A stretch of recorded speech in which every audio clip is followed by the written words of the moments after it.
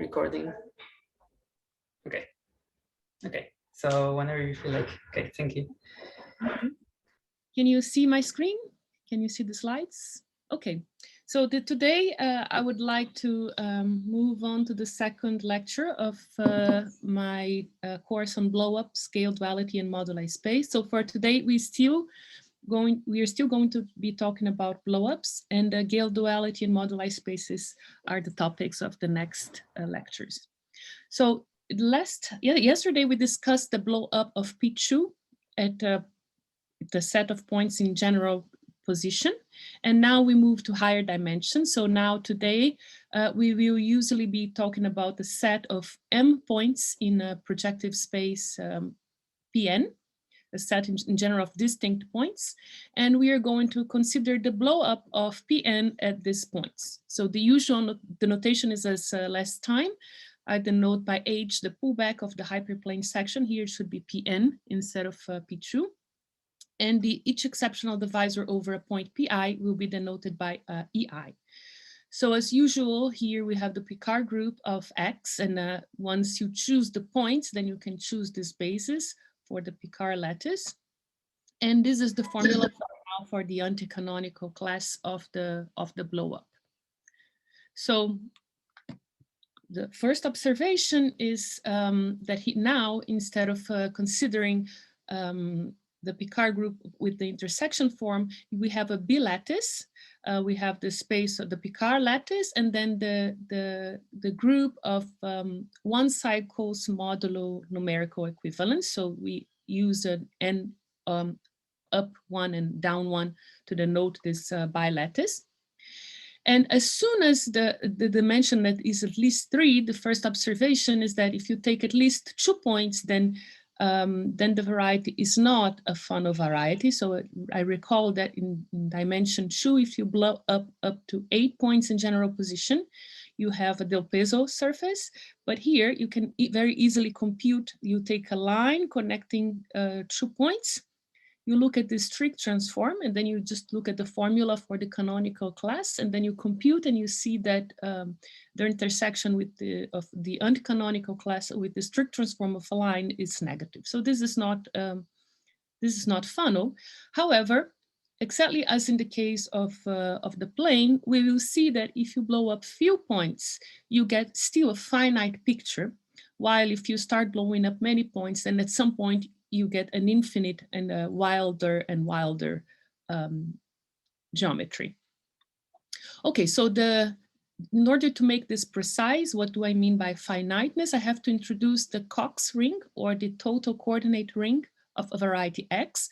So in order to do so here, I'm doing this specifically for the case of the blow up of Pn at M points.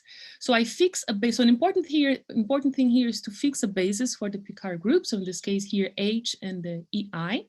And once you fix a basis, I can write down this Cox ring. So this is a direct sum for all possible multi-degrees D and AIs of the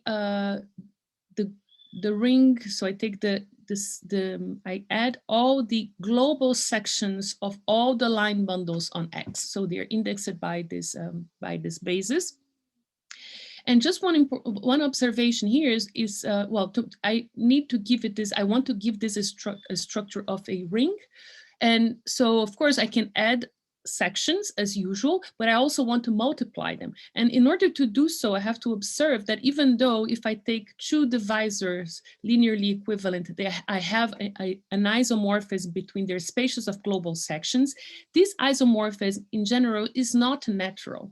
So in order to be able to define the multiplication of sections, you have to fix a basis so that I say that I multiply these 2 to multiply these 2 sections, I just take the tensor product in the usual way.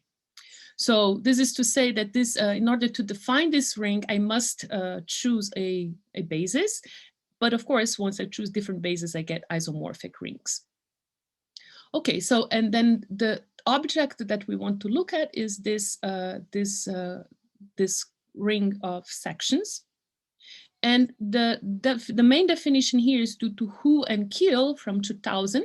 They say that a variety is a Moore dream space if this Cox ring defined in this way is finitely generated.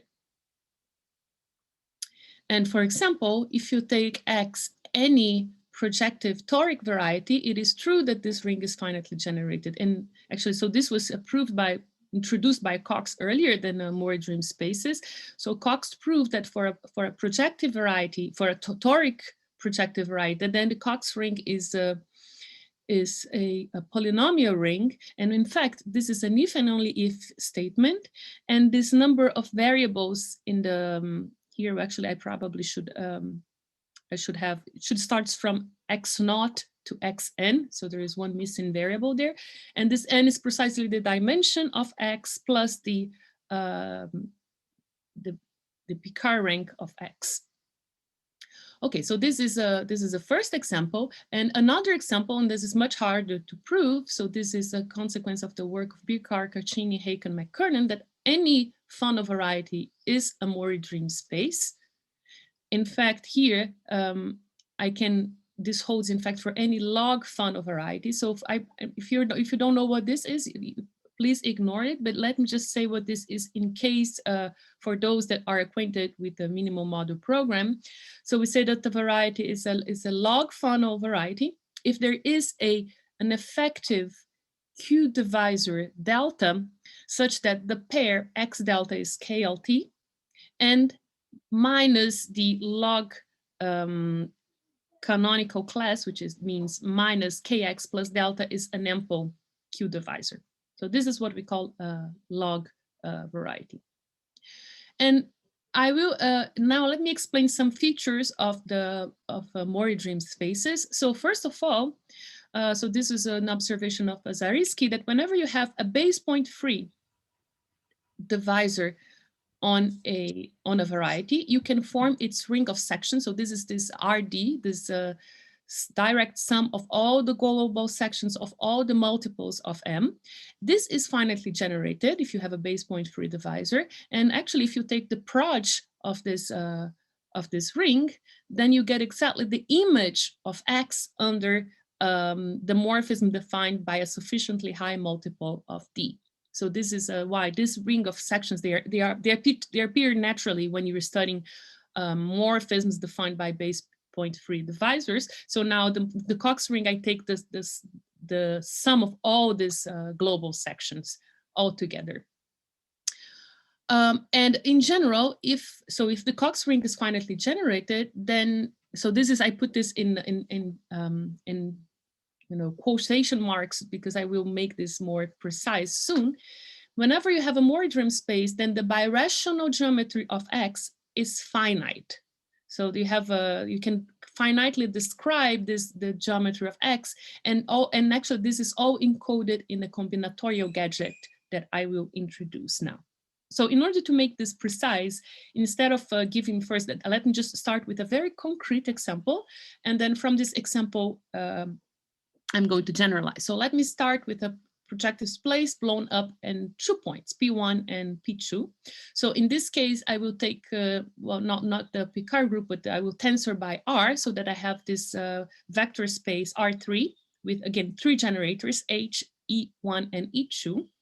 And inside, now I will look now in the space of 1 cycles, modulo numerical equivalence. And again, I have the cone of curves or the Mori cone of the variety X. And this is defined exactly as I did yesterday. I take inside the space of 1 cycles, I take the union of all positive linear combination of curves. And then I take this closure. Now this is the cone of curves, and in this case it is an exercise. So if you have not done this, you can do this this afternoon to prove that the cone of curves of this blow up is generated by 3 rays, 3 classes. The class of E1 and E2. So I will denote by E1 and E2 align in the exceptional divisor EI, and I will, as usual, denote by L tilde the strict transform of the line through P1 and P2. So I have these 3 lines and these 3 curves, and it's an exercise, a very easy exercise to show that they generate the cone of curves. In fact, this statement can be generalized for more points, and so this is a theorem of Koskun, Lezetre, and Autumn from 2016. They show that if you blow up at most 2 to the n points in general position in a projective space, then the cone of curves is still generated by the classes of the lines contained in the exceptional divisors and the strict transform of the lines through any of the 2 points. So this is very easy when you have few points, but it holds in this more general setting. Okay, so once you know the cone of curves, now you can compute the cone of NIF divisors. And again, let me recall, this is exactly last time, but now I will look at in the space of divisors, modulo numerical equivalence, I will look at the classes of, I can look at the classes of effective divisors. So here I put in a picture some effective divisors that appear naturally in X. So again, H is the pullback of the hyperplane section. I will denote by HI the strict transform of a divisor that passes through the point PI. So in terms of linear equivalence, this is linearly equivalent to H minus EI. And I will denote by H12 the strict transform of a hyperplane that passed both through P1 and P2. So this is the linearly equivalence class, H minus E1 minus E2.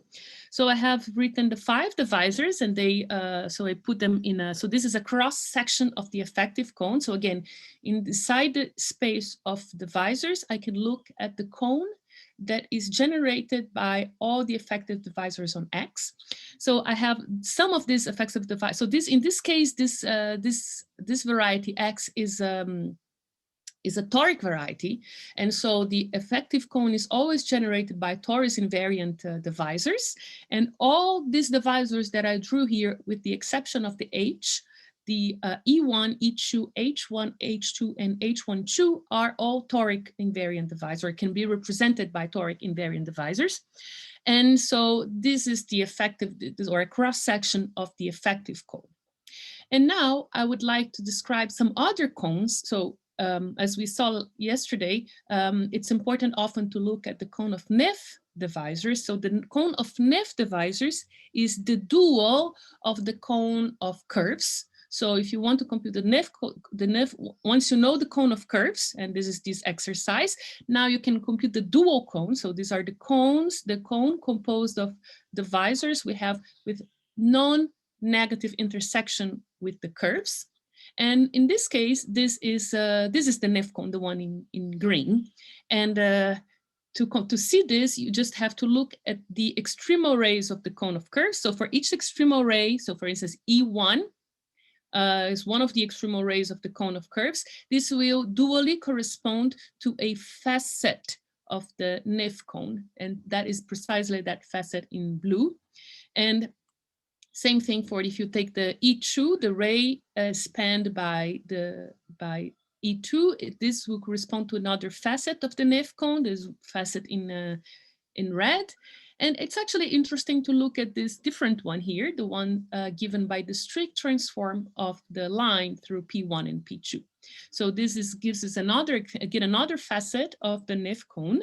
And as usual in this picture, if you have an extremal ray of the cone of curves, then it can be contracted. It admits a contraction. So if I contract the divisor E1 and E2, you get the usual contractions of the first 2 extremal rays. And now for this L tilde, this is what I can do. There is a morphism, a birational morphism, that contracts exactly this strict transform of the line through P1 and P2. This is what I'm calling L tilde, and it's an isomorphism elsewhere. So this is something that you can just write down. You can write down this linear system, and then you check that this is base 0.3 and that's what it does. But I want now to do something different with this L tilde. And what I want to do is the following. It's very easy. So what we do is we can so sorry, I think I did something. Okay, that's fine. So what you can do is you can compute. I thought I had written this down. You can compute the strict transform. Let me just maybe I have the. Let me stop sharing just 1 second, and let me download. I think I have an older version of my my slides.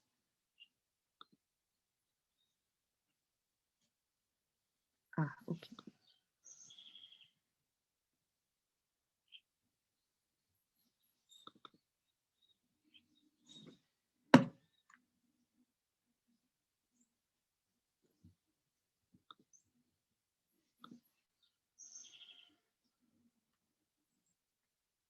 Sorry for that.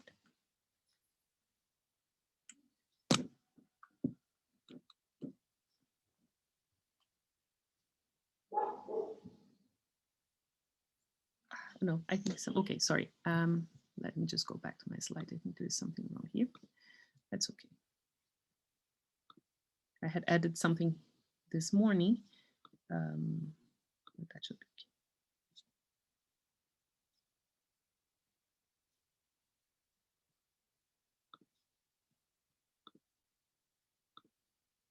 Okay, so this is where I was. So all I wanted to what I added this morning was the description of the normal bundle of this curve L tilde. So you can compute this out. This is another exercise. You will see that this is a direct sum of n-1 copies of O-1. And so when you blow up, you can, instead of contracting this curve L tilde, you can blow it up. And once you blow it up, the exceptional divisor over L tilde becomes P1 cross Pn-2. And now you can blow down this exceptional divisor on in the other direction. And so what you get is this diagram that I drew here. So you start with L tilde, you blow up, then you blow down the exceptional divisor, you contract it on the other direction. And then what you see is that you get this birational map between X and X prime. And what I want to observe is that this is what we called a pseudo-isomorphism. So I denote it in this way. By pseudo-isomorphism, I mean a birational map that is an isomorphism outside a subset of codimension at least 2 in X and X prime. So in this case, we see that X and X prime are isomorphic outside L tilde and outside this Pn-2. So this is so both sets have codimension at most at least 2, and therefore we have this pseudo-isomorphism. And notice that whenever you have a pseudo-isomorphism, you automatically can identify the space of divisors on X and X prime.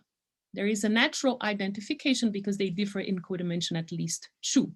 And so if I identify the effective cone of X and X tilde, I can use this identification to locate the NIF cone of X prime in this picture. And then you will see that this is precisely this, this blue cone. So this is the NIF cone of X prime. So you have a facet connecting X and X prime that corresponds to this birational pseudo-isomorphism psi. And then again, you have the other facets of the NIF cone of X prime, and which again, it's an exercise to describe. So this is the other facets of the NIF cone of X prime will correspond to P1 bundles induced by the projection from P1 and P2.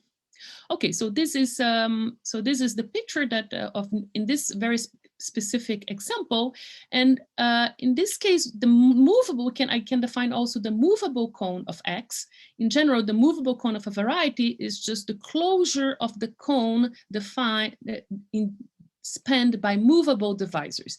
And I recall that a divisor is movable if the codimension of its base locus is at least 2.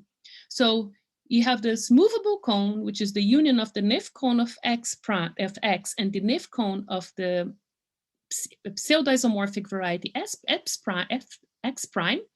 And in general, the picture in general is as follows. So whenever you have a Mori dream space, that is the Cox ring, is finitely generated, then, so this was proved by Hu and Gale, they show that first, there are finitely many base point free divisors D1 up to dk, such that the Neff cone of X is always generated by these finitely many base point free divisors. And moreover, there are finitely many pseudo-isomorphic varieties xi, so x pseudo-isomorphic to xi. So again, whenever you have a pseudo-isomorphism, you can identify the effective divisors on x and xi. And the movable cone of X under this identification is the union of the Neff cone of X and the Neff cone of all these pseudo-isomorphic varieties xi. So this is what I mean when I say that the birational geometry of a Moore dream space is finite. So you have this finitely many base point for divisors defining, generating the Neff cone, and up to considering pseudo-isomorphic varieties, this generate the whole movable cone.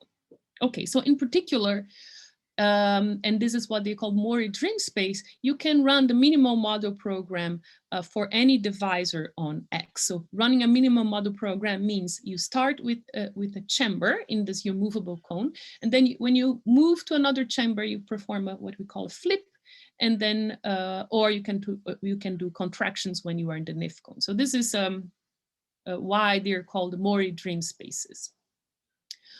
Okay, and now we move to the question that I want to address in this lecture.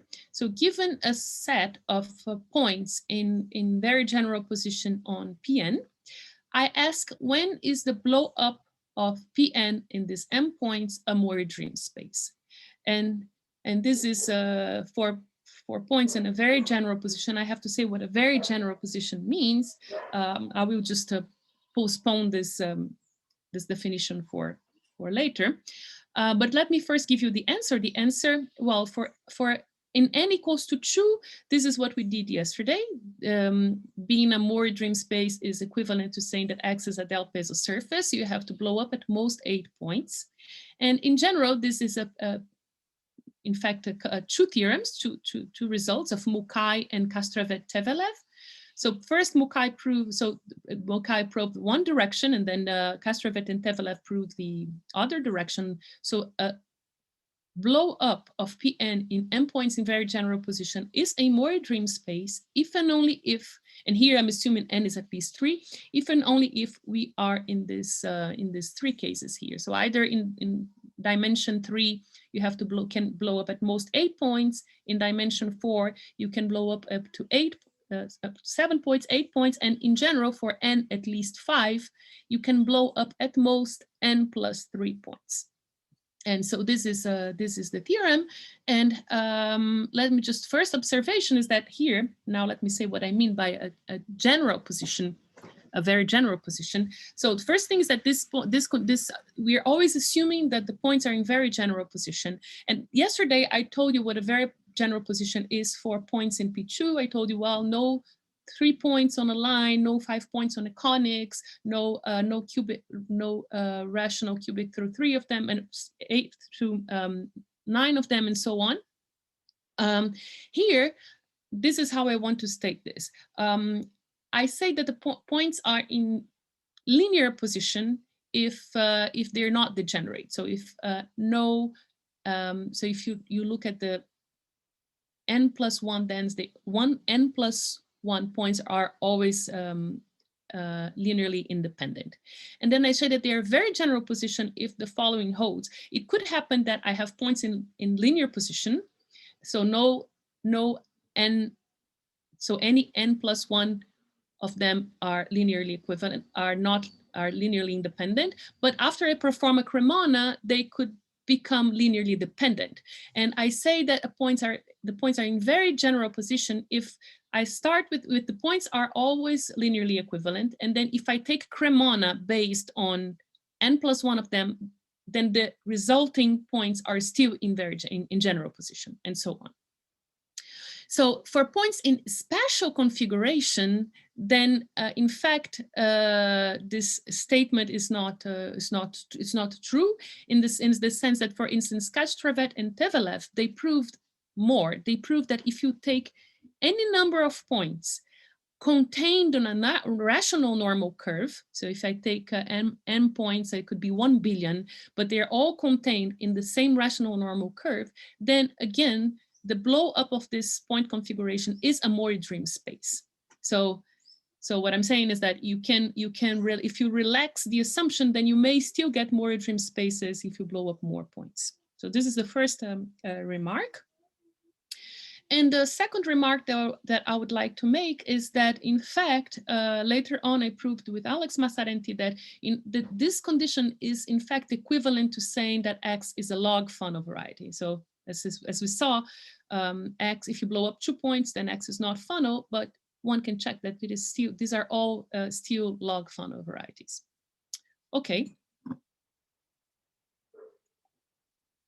And what I want to do now is to explain Mukai's proof of one of the directions, meaning that if the blow up is a Mori dream space, then we have to have these constraints on the number of points. So how do we prove this? And the proof, basically, I will repeat the end of my lecture yesterday. So the proof is exactly as in the case of Pichu. So the main observation is the following. Suppose that we have one realization of X as the blow up of Pn at m points. And if I do this, if I take this and take the exceptional divisor over the point, then of course the space of global sections of these divisors is one-dimensional. So if I take any non-zero global section here, it must be contained in any set of generators for the Cox ring. So in particular, if we prove that if we have too many points, then there are infinitely many realizations of blow-ups, then for each one of these realizations and for each exceptional divisor in each of these realizations, we find an element that must be in any generating set. So this is what we want to do. We want to prove that if we do not have those constraints on the number of points, then X admits infinitely many realizations as the blow-up of Pn at m points. And how do we do this? We do this. So this is how we did this in the case of the plane. We noticed that if you do a Cremona based on 3 points, then on the blow-up you get another choice for realization of P2 blown up at 3 points by contracting the strict transform of the line. So in the higher dimensions, we can do the same thing. So this is what we do. We consider the Cremona transformation based at the coordinate points P1 up to Pn plus 1. So this is the formula for the expression for the Cremona transformation. So it's either you write it as 1 over x naught up to 1 over xn, or I can just multiply everything through by x naught x1 up to xn, and then I get this expression. And so we see from this expression some properties is that if I will change notation a little bit, I will denote by hi the hyperplane given by the linear the linear form xi. So this, in fact, this hyperplane contains all the points different than pi. And we check with using the expression that this hyperplane is contracted to a point under the Cremona transformation. And the Cremona transformation is not defined precisely at the union of the intersections of two hyperplane sections, two of these hyperplanes. And it's defined elsewhere. And now if I can lift it to the blow up, and we check that this Cremona transformation, it lifts to a pseudo isomorphism of the blow up of Pn in m points. In this case, n plus 1 points. And it contracts, and now the strict transform of the hyperplane HI is sent precisely to the exceptional divisor over PI. And so this is exactly the same picture that we had in dimension 2. So we have that in this blow up, the pseudo-isomorphism on the blow up, it takes the hyperplane, the strict transform of the hyperplane HI to the divisor, exceptional divisor EI. So this is again a different realization of the blow up of X as the blow up of Pn. Now the strict transform of the hyperplanes become the exceptional divisors in this case. And of course, in this case, you can check that the pullback of a hyperplane section now under the second realization is just the linear system that gives the Cremona transformation, which is NH minus n minus 1 times AI. Okay, and okay, so this is, we are going, so what this is showing is that if you take at least n plus 1 points, and then you do a Cremona transformation based on these points, then you produce a new realization of X as a blow up. Okay, so if I had more than n plus 1 points, so if I had n plus 2 points, I just now take another point and then again do a Cremona with respect to another set of n plus 1 points, and then I can keep doing this. If I have very few points, I cannot produce infinitely many realizations. But as we will see, if the number of points is big enough, then this will produce infinitely many realizations of X as a blow up of Pn. So this is what we do. Okay, so, and then the computation is exactly as we did last time.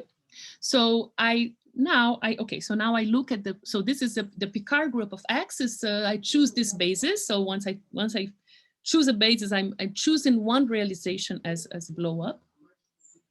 And now I will define a different symmetric bilinear form on the Picard lattice. So so this is generalized the intersection form on P2 on a surface, but now this will be defined for any dimension. So usually we don't intersect the divisor, so we intersect the divisor with the curve, but now here I'm introducing this symmetric bilinear form.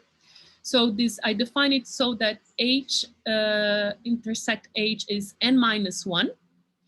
H intersect EI is 0. And then this is when I intersect EI with EJ. If the I is equal to J, this is minus 1. So this is just the intersection of self-intersection of a minus 1 curve. Or it is 0 if these indices are different. Okay. So I define this. And then I look at the anti-canonical class, which is this this divisor here. And again, I can look at the orthogonal complement of here it should be Kx. So the orthogonal complement of the canonical class. And again, I can choose a basis here. And I will again choose this basis. Alpha 1 is E1 minus E2. Alpha 2 is E2 minus E3, and so on until I get to alpha n minus 1. So this is this class here. Alpha m minus 1 is em minus 1 minus em. And then I will define alpha naught now to be this, this sum here. H minus E1 up to n minus 1. Here there is a choice. I choose any plus 1 of those. And you can check again that they form a basis for the orthogonal complement of the canonical class. And again, we check that each one of these generators, alpha I square is minus 2. So this is a computation. And then I draw a Dinkin diagram, a diagram with this, the vertices are alpha i's, and I will connect alpha and beta if their intersection is different than 0. So if I do this, I get exactly this diagram here. And okay, so here this the shape of the, so this is all what we call a T-shaped diagram. So we have, it's like a T, and then the size of the legs, one leg is always one, has a length 1, and the one leg will have a length n, and the other one, this will depend on the difference between m and n. And so we have this this Dinkin diagram, And here I have I had a mistake in my slide in my talk from yesterday. There is a mistake in the formula for the reflection, but now this is now fixed. So if you for any of these roots alpha, I can look at the reflection with respect to alpha, and so now this is the correct formula, and then I look at the Weyl group generated by all these reflections from I equal to 0 to m minus 1. So this, if I look at these reflections, then they generate a subgroup of the orthogonal group of the Picard lattice of X. So this, I look at all the linear transformations on the Picard group that preserve the intersection form. And so in particular, for instance, these reflections will preserve the symmetric bilinear form. So this is again a Coxeter group. And a fact, so okay, so maybe this is a good exercise. So maybe this was not so clear in my lecture yesterday. So this is a linear algebra problem. Now I have written down m linear transformations R alpha naught up to R alpha m minus 1. And we have a basis for the Picard lattice generated by H and EI. And then you can compute to see what each of these linear transformations does by computing its image under this, this basis. And for instance, if you take the reflection with respect to alpha I between 1 and n minus 1, the effect of this linear transformation is just a permutation of the EIs.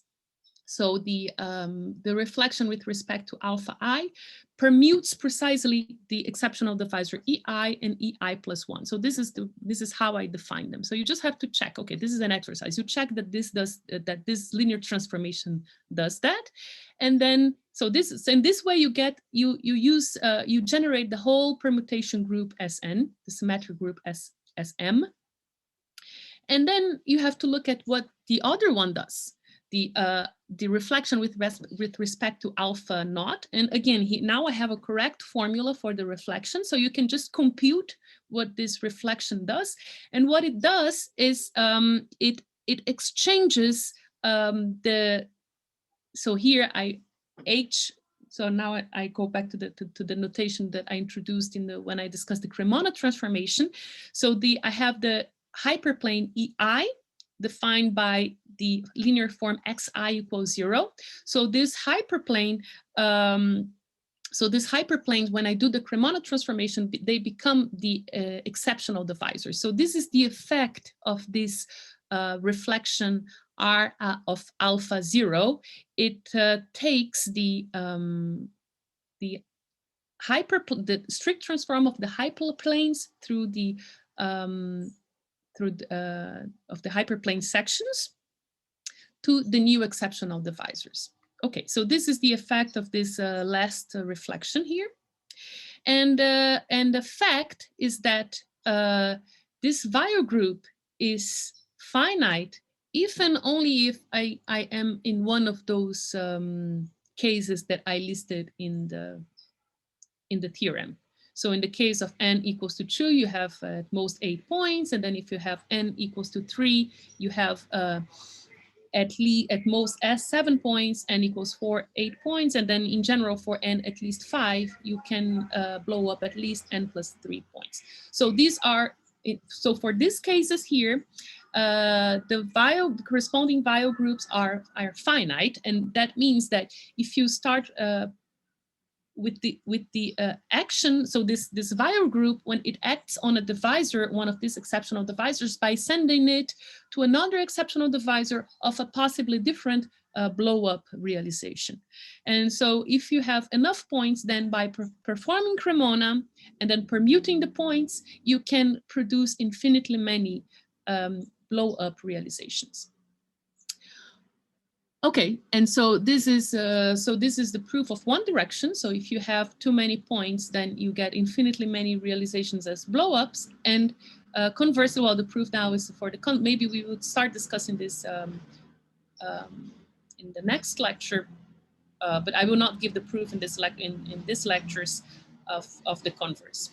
But okay, so this is so what I wanted to tell you today. Let me stop here and then I can answer any questions. Okay, so thank you very much. Let's stop recording then.